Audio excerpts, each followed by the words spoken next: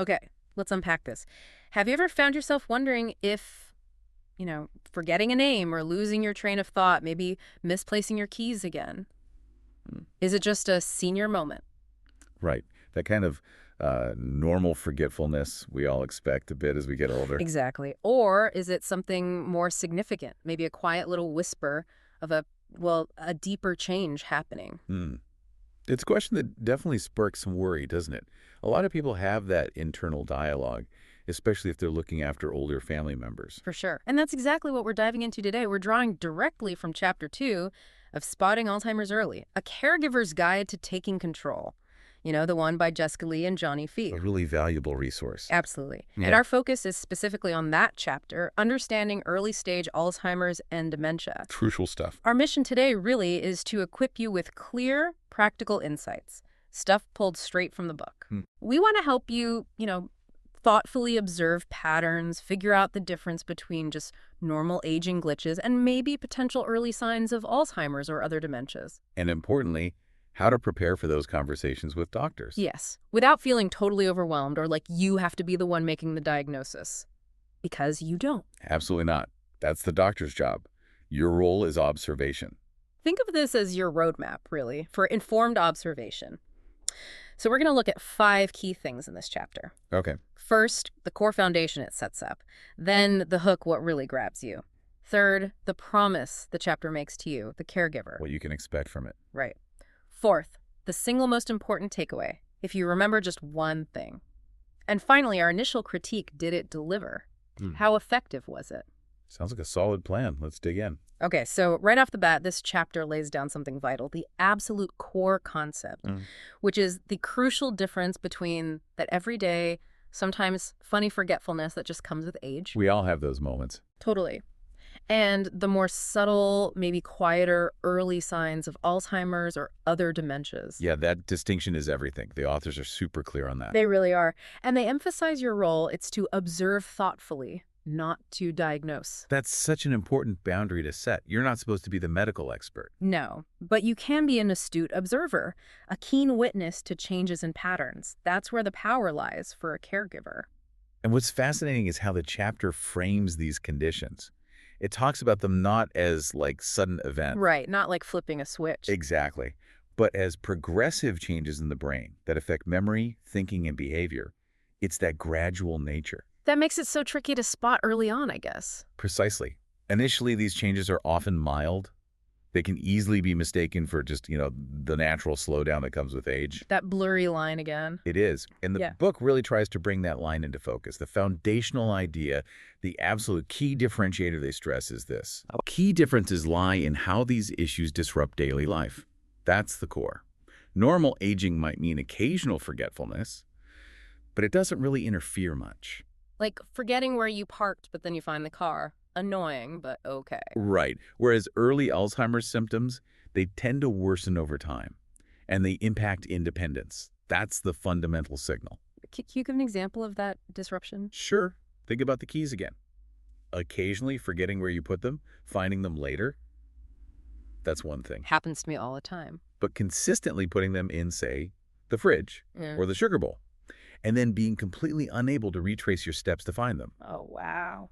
And maybe even getting upset, thinking someone stole them because you genuinely can't remember putting them there. That's a different level of disruption. It impacts daily function. Yeah, that shift from just an inconvenience to something that really affects how someone lives. That's the heart of it. And acknowledging that shift, seeing it in someone you love, well, it can feel incredibly scary. The book acknowledges that. It's okay to feel that way, it says. Exactly. It validates that feeling. Many caregivers talk about that quiet unease, that nagging doubt, am I overreacting? Is this just normal? That constant second guessing. It's a huge emotional weight. Which brings up a really important question the chapter implicitly answers. Which is? How does just learning these distinctions, these patterns, actually empower you? How does it help you move past that quiet unease? Right. How does knowledge help? It turns that vague worry into something specific, actionable knowledge. When you understand what to look for the patterns, the impact on daily life, you shift gears. From passive worrying to What? To actively collecting useful information, you become like a pattern detective instead of just a worried bystander. I like that, a pattern detective. It gives you a sense of purpose, a way to contribute meaningfully. It's not about dwelling on the negative. It's about gaining clarity and maybe a bit of control in a situation that feels very out of control. And what's great is the chapter doesn't just leave it at theory, right? It gets practical. Absolutely. It promises a breakdown of common early signs using those real-world examples. Which makes it so much easier to relate to instead of just abstract medical terms. Exactly. It puts a lens on everyday situations. And then it introduces that simple checklist tool. Ah, yes, the checklist. We'll talk more about that later, I'm sure. We will. But the key here is its purpose. Tracking observations without jumping to conclusions. So it's not about diagnosing, it's about gathering data. Precisely. Empowering you to be that astute observer, collecting info that will be incredibly valuable when you do talk to a doctor. Yeah. It turns your gut feeling into actual evidence. That's a really powerful shift. Okay, here's where, for me, it gets really interesting. Where the authors show they really get who they're talking to. The opening. Yeah. Yeah. Right at the start of chapter 2, they hit you with this question. Who hasn't forgotten a name or misplaced keys? Instantly relatable. Totally. That one line just resonates because, well, we've all been there. Those little brain blips happen to everyone. It makes you pause, doesn't it? Reflect on your own memory for a second. It does. And then it sets up that critical question. Where is the line between just, getting older and something potentially more serious? It's a very clever, very empathetic way to pull the reader right in. No judgment, just acknowledgement. So why is that hook so effective, do you think? Well, like you said, it immediately validates that common experience. It taps right into an anxiety many people have, even if they don't voice it. The fear of losing your edge mentally. Yeah, that shared human vulnerability. Mm-hmm. And by starting there with something so relatable, it just lowers the intimidation factor of talking about Alzheimer's, which can be, let's face it, a terrifying topic. Definitely. So instead of hitting you with scary statistics right away, it kind of invites you into this space of understanding. It feels like, okay, they get it. They understand what I might be quietly worrying about. And then they follow up that question pretty directly, don't they? They do. Right after acknowledging the universal forgetfulness, they state the purpose clearly. But distinguishing between normal aging and potential early signs of Alzheimer's or other dementias is a crucial first step. So the hook isn't just relatable, it's got a clear call to action built in. Exactly. It directly promises to help you answer that very question you're likely pondering. Is this normal, or is it something I need to pay closer attention to? It gives you a reason to keep reading. It promises a path forward. Right, and it tackles that caregiver uncertainty head-on. The source material mentions how common it is for caregivers to wonder if they're overreacting. That fear of being wrong, of causing alarm unnecessarily. Precisely. Or just not knowing what exactly to look for. This hook taps into that specific, often unspoken fear.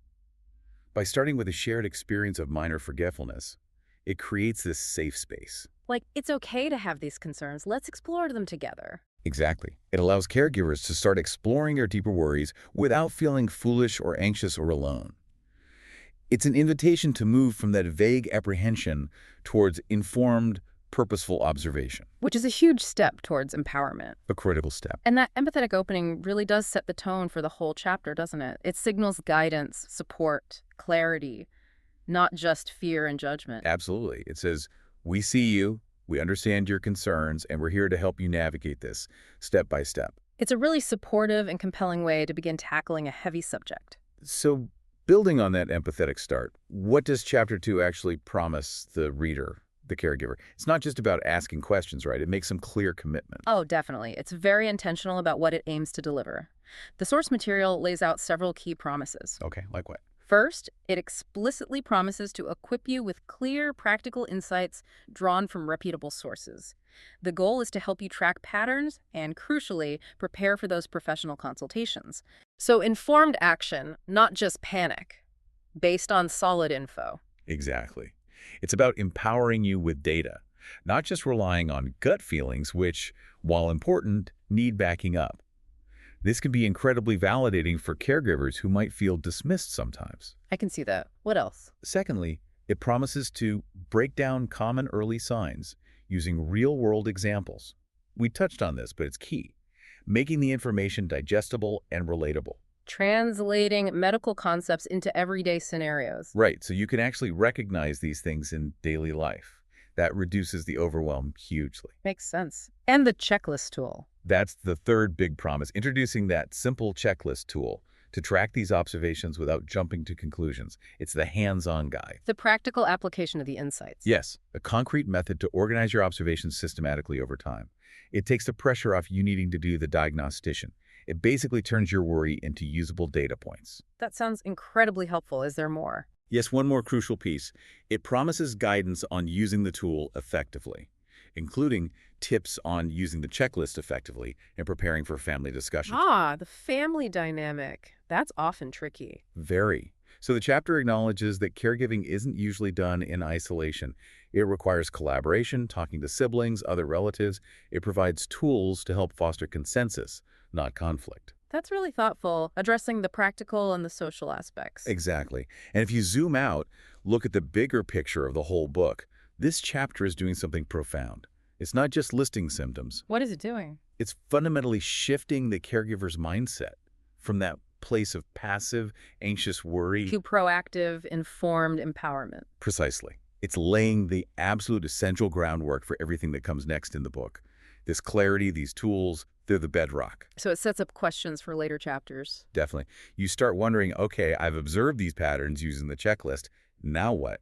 How does this lead to a productive doctor's visit? That's likely chapter 3 or 4. And how do you talk to your loved one about these changes? Right. And how do you navigate the medical system? And then longer term, how do these initial insights shape a care strategy, lifestyle adjustments, building support? So this chapter is really the critical entry point. Absolutely. By giving you clear distinctions and tangible tools right at the start, it makes all those subsequent steps feel much more manageable, less daunting. Yeah, it really feels like it serves as that foundational toolkit. It aims to turn that gnawing uncertainty into a structured, empathetic, and ultimately actionable approach. Moving you from just wondering to really understanding. Yeah. And from understanding to purposeful action. Giving you a sense of agency. That's huge. Okay, let's really get into the weeds now. Let's unpack this with the detail it deserves, because Chapter 2 provides this incredibly detailed, really empathetic guide, an overview of early signs. Mm-hmm. The core list. Yeah, and it meticulously explains how they differ from just typical aging. But, and this is super important, we need to keep saying it. It's not a diagnosis checklist. Exactly. These are general indicators. Only a qualified doctor can give a real diagnosis after proper assessments. Absolutely crucial to remember. The key here, as the book stresses, isn't just noticing one thing one time. It's understanding the persistence. The progression over time. Right? And the impact. How these changes stack up and affect daily life. That's what separates these signs from just getting older. That cumulative effect. So let's walk through each of these 10 signs. We'll pull directly from the source material, try to expand on the nuances, give you the clearest picture we can. Sounds good. Let's start with number 1, probably the most well-known. 1, memory loss that disrupts daily life. Forgetting recent events. Okay, memory loss. What's the difference here? So, normal aging. Yeah. Maybe you occasionally forget a name or like the title of a movie you just saw. Yeah. But you usually recall it later. Yeah, it comes back eventually. Maybe you need a little prompt. Exactly. It's like a temporary retrieval glitch. The information is still in there somewhere. Okay. So how is early dementia different? It's more profound, more persistent. It's about consistently forgetting recently learned information or important events. Like what, specifically? The chapter gives clear examples, like someone asking the same question repeatedly in one conversation, asking about dinner plans 3 times in an hour, and seeming surprised each time. As if hearing it for the first time. Exactly. Or completely forgetting a significant recent event, like a family wedding, even if you show them pictures. Wow, that's significant. It is. Or relying much more heavily on notes, reminders, or family members for things they used to manage easily, like appointments or daily tasks. It shows a real shift in their ability to function independently. It's not just a momentary lapse. It's like the new information isn't sticking. Right. It's a problem with memory formation or storage, not just pulling it out. And the key question becomes, is this persistent? Does it disrupt their daily routine? That's the red flag. 2, challenges in planning or solving problems. Difficulty planning. Okay, number 2. Challenges with planning or solving problems. What does normal aging look like here? Maybe occasional minor mistakes with finances, like you miscalculate the tip once or double book an appointment by accident. But you catch it, you fix it. It's not a fundamental struggle with the process of planning. Exactly. Early dementia, though, shows a distinct struggle with following a familiar plan or sequence. Like following a recipe. Yeah, a recipe they've made dozens, maybe hundreds of times. Suddenly they're lost in the steps. Or managing monthly bills of something they always did meticulously. Now they're missing payments, making frequent errors, getting confused by simple calculations. So it affects tasks that require steps, organization. Yes, what we call executive function, the brain's ability to plan, organize, sequence. The source mentions a parent who always handled taxes flawlessly, now just staring at the forms, completely overwhelmed. That's a clear change. And the caregiver insight here is really practical. Jot down specific examples. Not just dad's confused about money, but on Tuesday, dad tried to pay the electric bill twice and seemed unsure how much was due. Concrete details for the doc. Exactly. Specific, documented observations are much more powerful than vague feelings. 3. Difficulty completing familiar tasks. Right. Number 3, difficulty completing familiar tasks. How's this different from just, say, struggling with new tech? Good question. Normal aging might mean needing help programming the new smart TV or figuring out a complicated app. That's about learning something new. Okay.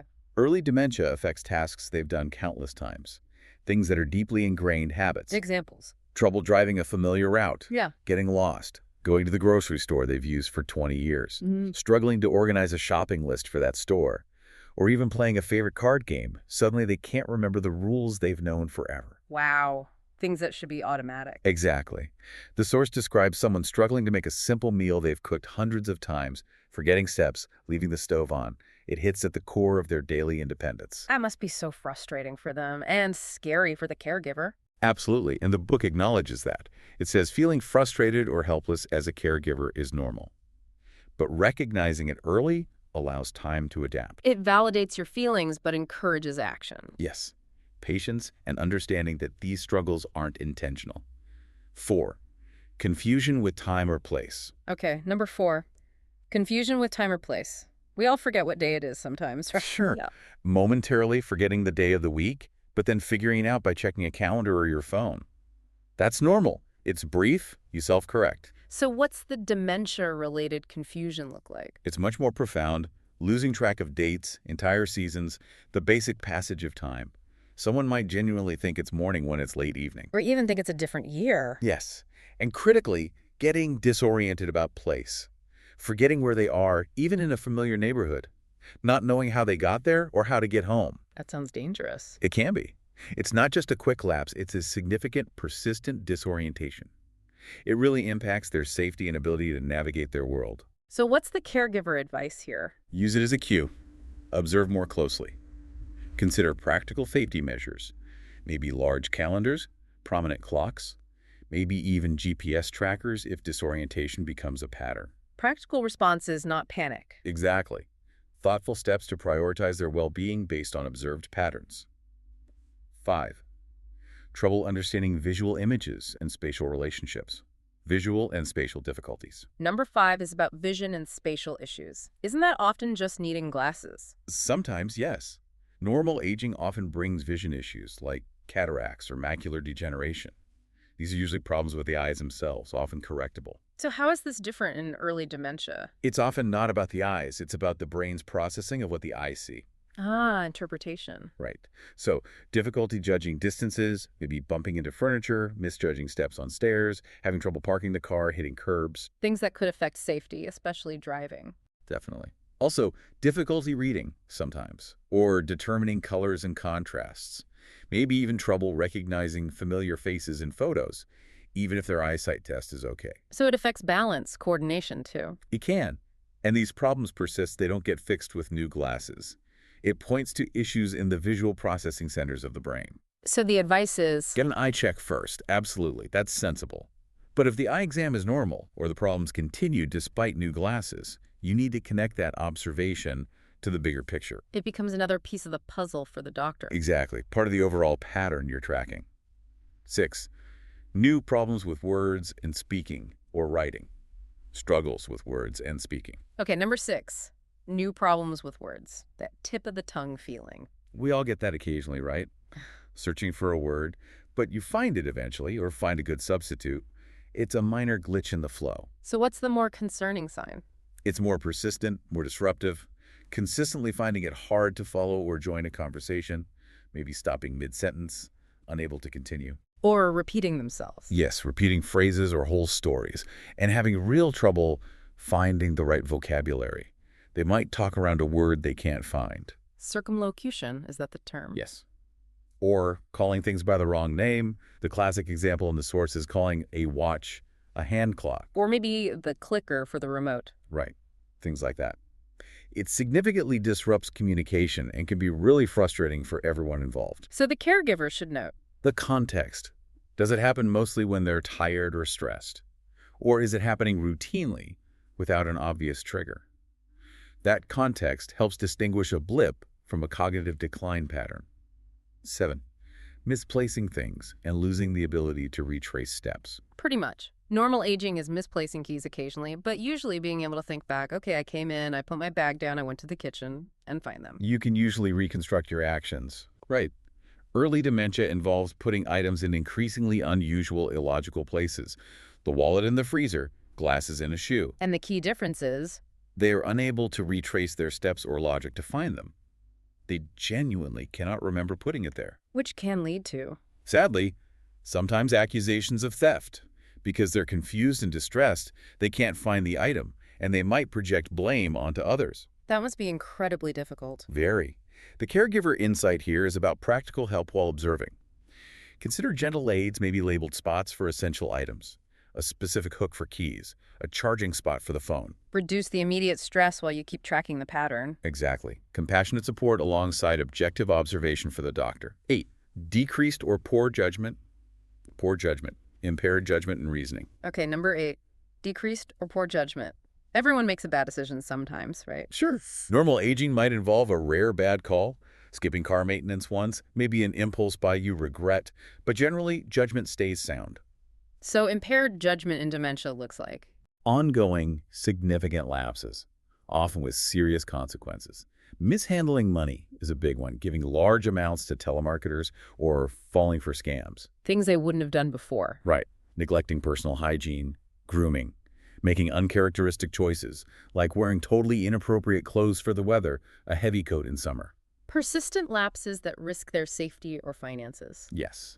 It's about a pattern of poor decision-making that's out of character and potentially harmful. This sounds like one of the hardest signs to address. It often is. It can prompt really difficult family discussions about safeguards, maybe limiting access to finances or taking away car keys eventually. The book stresses doing this always with immense sensitivity. Balancing safety and autonomy, a real tightrope walk. Absolutely. Respecting dignity while ensuring well-being. 9. Withdrawal from work or social activities. Number 9. Withdrawal from work or social activities. Don't people naturally slow down a bit as they age? Yes, normal aging might mean occasionally feeling less enthusiastic about obligations, maybe preferring a quiet night in sometimes.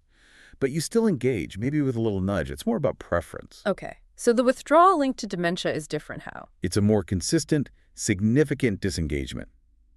Pulling back from hobbies they used to love, dropping out of social groups, avoiding family events. Well, Guy, what's driving that? Often because keeping up feels genuinely overwhelming.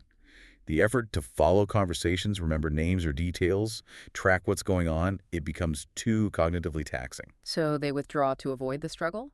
Or maybe embarrassment? Both can play a role. They might feel anxious about their difficulties being noticed, so isolation becomes a coping mechanism, sadly. So the caregiver tip is? Encourage activities, but maybe lower pressure ones. Familiar settings, smaller groups. While carefully tracking if the withdrawal persists or deepens, find ways to maintain connection without adding cognitive burden. 10. Changes in mood and personality. And finally, number 10. Changes in mood and personality. Everyone gets irritable sometimes. Right. Normal aging might involve irritability due to routine disruptions, stress, frustration. But it's usually temporary, proportional to the cause. How are the changes in early dementia different?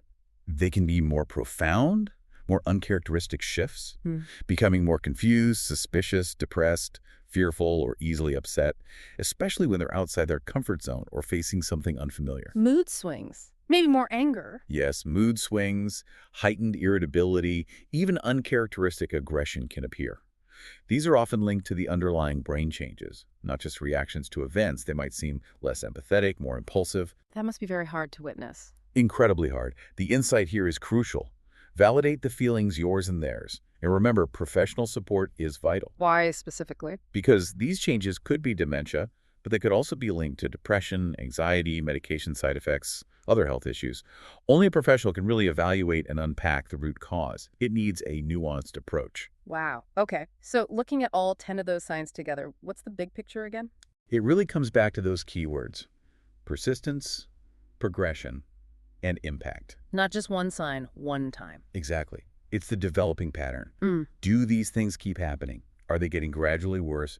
And most importantly, are they significantly affecting the person's ability to function independently in their daily life? That's the real separator from just getting older. That's the crucial distinction this chapter works so hard to illuminate. It gives you that framework for observation, moving beyond isolated incidents to seeing the whole pattern. All right, that was a lot to take in. 10 detailed signs, the nuances. It brings up a really important question. How do you manage all that information? Exactly. How do you take all these observations, some subtle, some maybe really unsettling, and make sense of them without feeling completely overwhelmed by it all? It's a valid concern. It is a lot to process emotionally and practically. And that's where Chapter 2 offers something really brilliant, really actionable, the early signs checklist. Yes, the practical tool, designed specifically to help organize those thoughts. To turn that kind of swirling worry into something more concrete, usable data. But the authors are super clear, and we need to be too. Yeah. This checklist is not for self-diagnosis. Right. Cannot stress that enough. Its real value is Organizing your observations so you can have a productive discussion with a healthcare professional. Think of it like your personal data log, a structured journal. like bringing evidence to the appointment, not just feelings. Precisely. Objective, documented examples and trends are incredibly powerful in a medical consultation. Much more helpful than just saying, I'm worried about mom's memory. So how does the chapter say to use it effectively? What are the steps? It lays out a very practical process. First, start small and be consistent. Meaning? Keep it simple. A dedicated notebook, maybe a notes app on your phone, and track observations over at least 2 to 4 weeks. Consistency is key. Why the consistency? To establish real patterns, not just document one-off incidents that could be due to anything: stress, lack of sleep, a bad day. Okay. Step 2.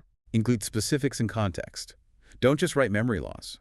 Note the date, exactly what happened, and the situation. Like, was mom tired? Was it noisy? Was she out of her routine? Exactly. So instead of forgot dinner plans, you write maybe March 10th. Asked about dinner plans 3 times in 30 minutes. Quiet evening at home. Seemed confused when reminded. That detail helps the doctor differentiate. Got it. What's next? Weekly review for clusters. Look back over your notes each week. The advice is, if 3 or more signs appear consistently and start impacting daily routines. Like managing money, driving, personal care. Right. That's a significant signal to prepare for a more serious conversation, meaning with a professional. It helps you see when things cross a threshold. Okay. Then? Prepare for professional consultation. Use the documented checklist to prompt scheduling that doctor's visit, and share the checklist with the doctor. Don't just keep it to yourself. No. It helps guide their questions, focus their tests, makes the appointment much more efficient, provides concrete examples. And the last tip on using it. Adaptability. Use what works for you. Simple notebook, digital app. It shouldn't be an added burden. Make it easy to integrate. Makes sense. And the checklist itself, what does it look like? Pretty straightforward, usually. Yeah. Lists the 10 signs we just discussed, then space to rate frequency, rarely, sometimes, often. And importantly, space to note the specific impacts on daily life. So it forces you to be objective, connect the sign to real-world function. Exactly. Turning subjective worry into more measurable data. And the chapter also mentions using it for family discussions. That sounds crucial, but potentially tricky. Very. The guidance is sensitive, involves siblings or close relatives early. Share your objective notes from the checklist. Not in an accusatory way, I imagine. Definitely not. The suggested approach is collaborative, non-confrontational, like, hey, I've noticed a few things with Dad lately. I've been keeping some notes. Can we look at this together? Have you seen anything similar? Fostering consensus, sharing the load, maybe heading off denial from others. Yes, it can help with that too, especially if others aren't seeing the day-to-day changes. It promotes factual discussion before maybe approaching the loved one directly. Smart. And again, the big disclaimer. Cannot repeat it enough. This is general info, not medical advice. Not diagnosis, Yeah. not treatment. Always, always consult qualified healthcare professionals. Always. This tool empowers you as an observer and advocate, but the diagnosis belongs firmly with the medical experts. It really is fascinating, though, how this simple tool can shift things, tracking trends, not just incidents, turning that worry into something actionable, data-driven. It provides structure in chaos. Yeah. Gives you a clear, evidence-based path forward when you feel lost. It's about being proactive, not just reactive. That's incredibly empowering. Okay, we've covered a lot of ground. The core idea, the hook, the promise, the signs, the checklists. If you had to boil it all down, though. The essence. Yeah. If you could only remember one single thing from this entire chapter, one core nugget of knowledge that really captures the most vital message for a caregiver, what would that be? That's a great question. Synthesizing it all down. I think the single most important takeaway is this. Okay. The crucial distinction between normal, occasional age-related forgetfulness and early-stage Alzheimer's or other dementias lies in the persistence, progression, and the disruptive impact of symptoms on daily life and independence. Persistence, progression, impact, not just a one-off. Exactly. It's not the single forgotten name. It's the pattern of accumulating difficulties that consistently chip away at someone's ability to do their routine tasks, manage their life, navigate their world. And connected to that, what's the caregiver's role in understanding that distinction? Yes. The second part of the key takeaway is that the ultimate key to understanding this distinction and getting timely support is the caregiver's thoughtful, empathetic observation and systematic, objective documentation of these patterns, using tools like that checklist. So the caregiver's observation is central. Absolutely central. You, the caregiver, are often uniquely positioned. You see the everyday moments, the routines, the conversations where these subtle shifts happen first. Your consistent presence gives you an unmatched perspective. So why is nailing this takeaway so critical? What does it do for the caregiver and the loved one? It does something incredibly important. It allows the caregiver to move from that state of paralyzing, quiet unease. That feeling of helplessness. Right. To a position of informed, confident advocacy. You go to the doctor not with vague worries, but with clear, dated examples, observed trends. That is invaluable for getting an accurate, timely assessment. And that buys time. Precious time. Time for diagnosis. Time for potential early interventions, which might slow progression for some conditions. Time to adapt the environment, routines. Time to plan for the future. And crucially, time to maintain a higher quality of life for the loved one for as long as possible. It shifts the dynamic. Completely. From feeling helpless to being a proactive, effective partner in their care journey. It offers a real sense of purpose in a very challenging situation. And So it's really not about just focusing on the negative, the fear. not at all. It's about igniting hope through informed action. And the caregiver, simply by being present, observant, and willing to document, you are the catalyst. Your observations open the door. Opening the door to better outcomes, more meaningful time. That's a powerful message. Okay, as we start to wrap up our deep dive into this specific chapter, let's take a moment for that initial critique, our evaluation. Stepping back a bit. Yeah.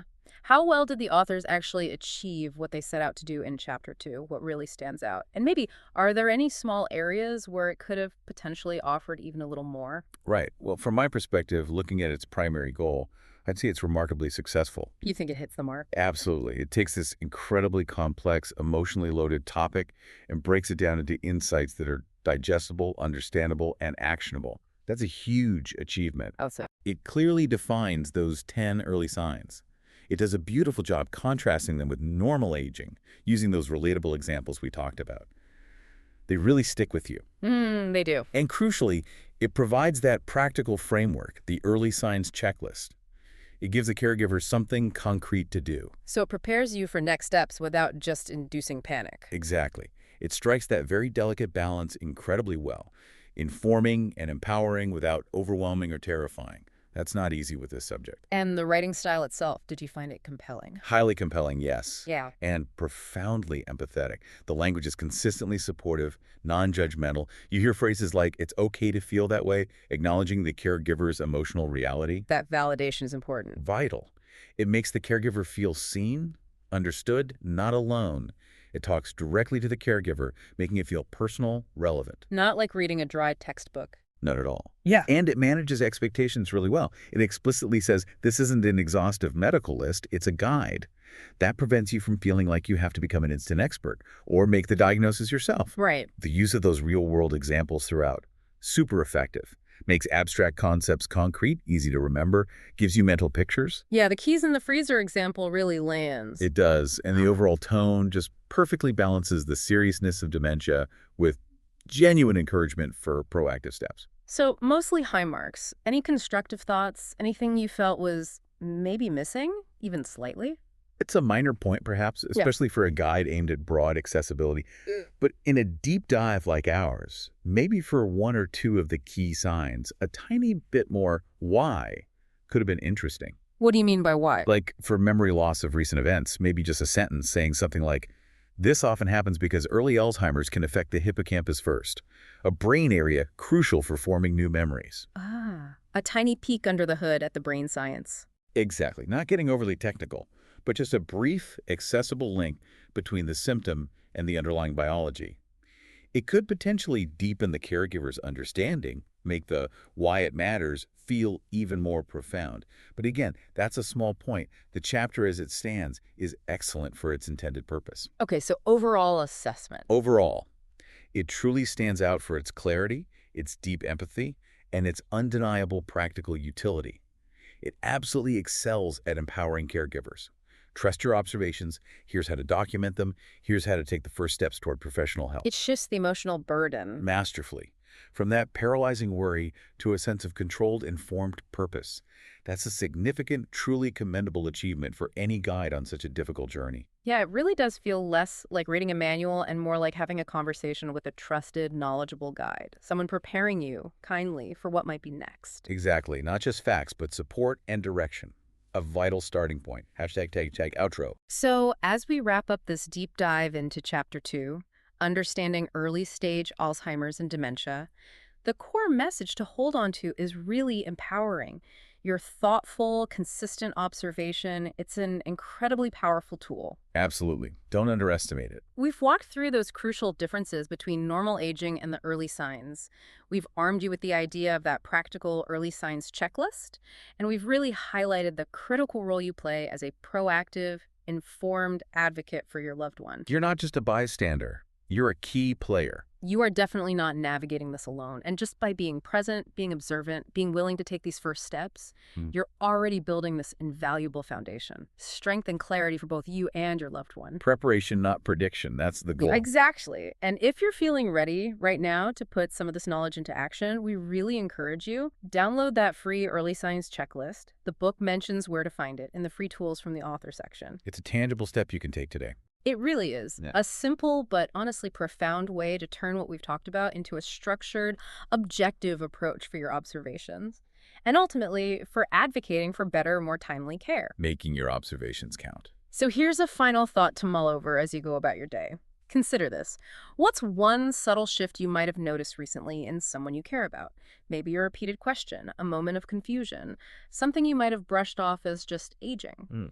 Now, how might using a structured, empathetic approach like that early signs checklist transform how you understand that single moment? How might it move you from that place of quiet concern towards informed, purposeful action? Something to think about.